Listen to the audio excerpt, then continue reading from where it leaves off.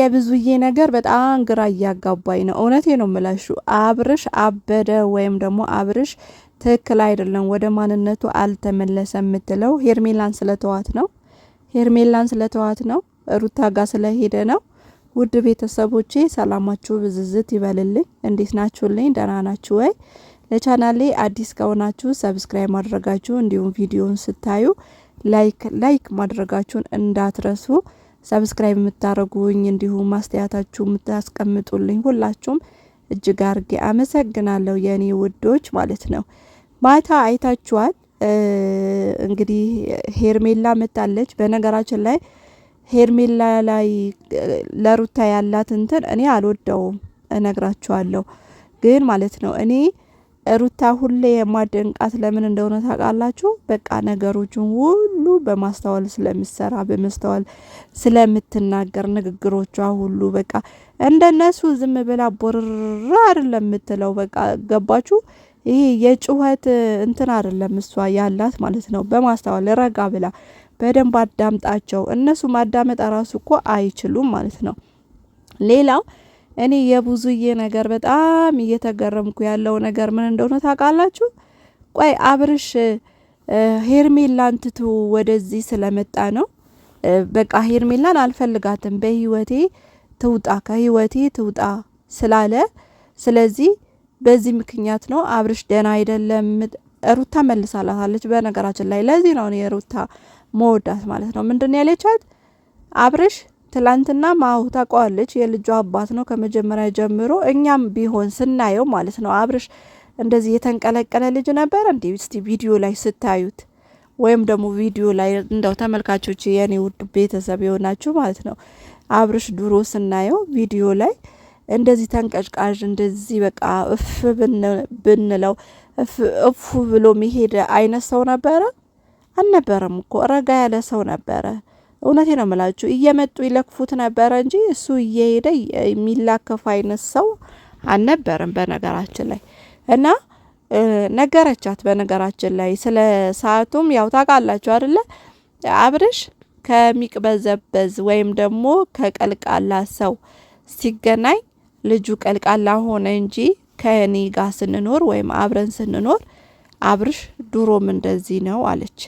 አሁንም እንግዲህ ቤተሰቦቹ ስለ አብርሽ ደህንነት አይደለም አሁን እያሳሰባቸው ያለው።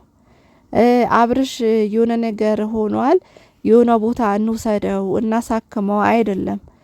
ገብቷቸዋል። እነሱ እንደዚህ የሚያናደዳቸው ምን እንደሆነ ታውቃላችሁ?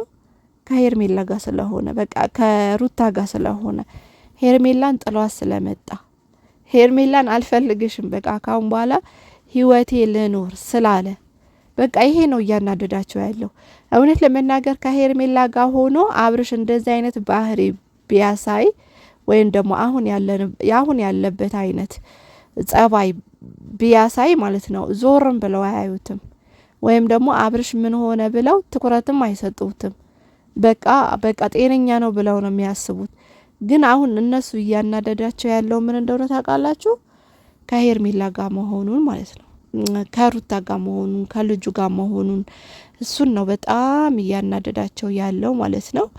ሌላው ደግሞ ሄርሜላ እንዲሁም ዳኒ እውነት ለመናገር በዚሁ አጋጣሚ እነሱ መሀል ለምን አልገባውም ብሎ መጣ እንጂ ዳኒ ስለ አብርሽ ጤንነት አሳስቦት ስለ አብርሽ አሳስቦት ወይም ደግሞ ለሩታ አዝኖ ወይ ለነ ቤተሰቦቹ አዝኖ የአብርሽ እንደዚህ መሆን አሳዝኖት ምናምን አይደለም። ነገ ታያላችሁ የሚመጣ ቪዲዮ ምን አይነት እንደሆነ ማለት ነው። ስለዚህ ሄርሜላም ደግሞ እኔ ሩታ እውነት ለመናገር በዚህ ልክ ባታስጠጋት ትላንትና አሳልፋ ለነሱም ሰጥታሻለች። ታውቂያለሽ አብርሽ ዛሬ ካንቺ ጋራ ቢሆንም ትላንት ግን ሄርሜላ ማነው ሜሮን ማለት ነው፣ ሄርሜላ አልኩኝ ሜሮን ማለት ነው። ትላንትና እንዲህ ስታረግ እንደነበረ አይተሻል። ካንቺ ጋር በልታ ጠጥታ ግን አሳልፋ ለእጅ ነካሾች ነበር የሰጠችሽ ማለት ነው።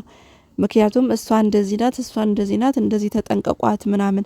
አሁን ራሱ እየሰማች አይደለም። የሆነ ነገር ጭንቅላቷ ላይ የሆነ ነገር ምጠመጥም ነው የሚመስለው። በቃ እናንተን እያዳመጠች አልነበረም፣ እናንተን እየሰማች አልነበረም። የሆነ ነገር እያሰበች ነበረ እናንተ ጋር የቆመችው እንጂ እውነት ለመናገር ሀሳቧ ሁሉ ከእናንተ ጋር አልነበረም። ሌላው ሽታሽቃብጥ የነበረው ማለት ነው። አዎ አብርሽ ትክክል አይደለም፣ ከበፊቱ ይለያል።